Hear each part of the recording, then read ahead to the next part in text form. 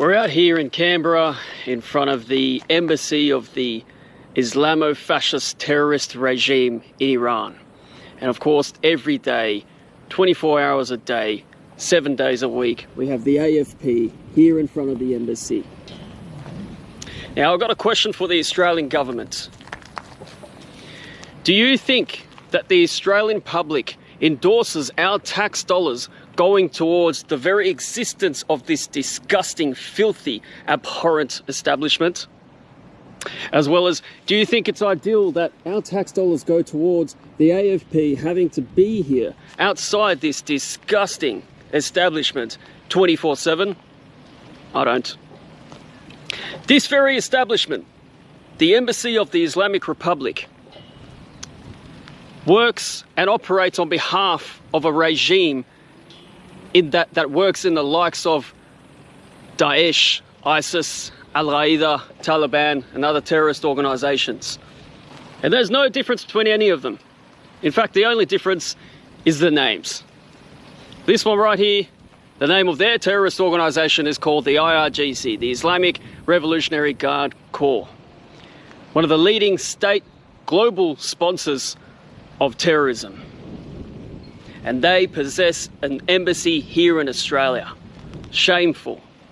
And this is a serious matter of consideration for Australian affairs. Mr. Albanese, maintaining diplomatic ties with this cancerous regime is no different to maintaining diplomatic ties with terrorist organisations such as Taliban, ISIS, and the likes of which. And such diplomatic ties enables the Islamic Republic and their associates and officials to use and abuse Australia as a safe haven for financial storage, travel, assets, but worst of all, to disseminate their radicalism and use Australia as a breeding ground for recruitment and propaganda. This is by far just about the most un-Australian thing ever. So once again I ask, do you think the Australian public endorses having ties with such a regime? Mr. Albanese and Foreign Minister Wong, listen to the Australian people. Close down this embassy once and for all. List and declare the IRGC as a terrorist organisation as per the Criminal Code Act 1995. Expel all Islamic Republic officials and associates from Australia and declare Mr. Faridun Haque, Iran's ambassador to Australia, a persona non grata, and of course, recall Miss Lyndall Sachs, Australia's ambassador to Iran, and ensure her safety. Mr. Albanese, let me remind you something.